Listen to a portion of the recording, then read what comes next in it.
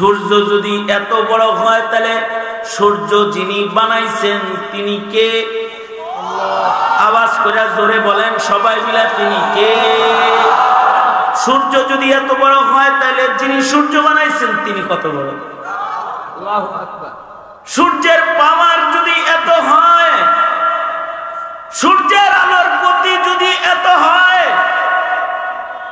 সূর্যের পাওয়ারে যদি জমিনে আগুন ধরে যায়, বিজ্ঞানীরা বলে কোথাও কোথাও সূর্য আর পৃথিবীর মাঝখানের পর্দা ছিঁড়ে গেছে।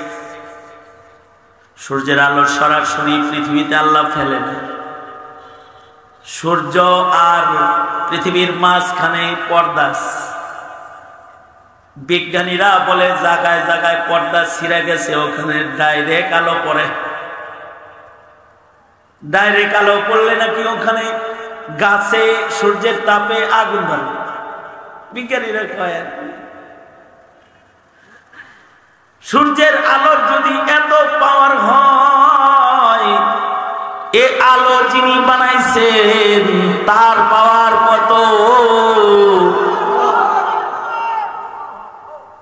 আল্লাহ বলেন সূর্য তাকায় দেখো, সূর্য দেখে আমায় চিনো, সূর্যের দিকে দৃষ্টি আকর্ষণ।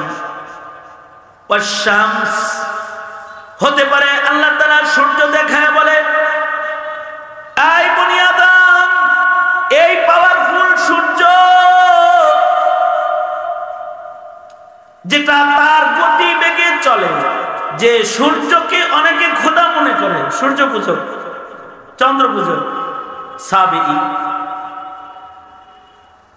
এই সূর্য যেটা আছে, এই সূর্য যেটা উঠতেছে ডুবতেছে, এই সূর্যের যেমন শৈশব আছে, সূর্য যখন উদয় হয় তখন সূর্য শৈশবে থাকে।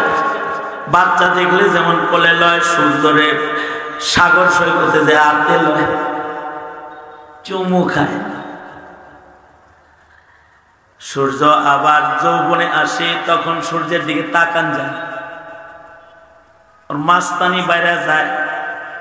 যখন দুপুর হয় তখন ও মাস্তানায় যায়, ওর যৌবন এসে যায়।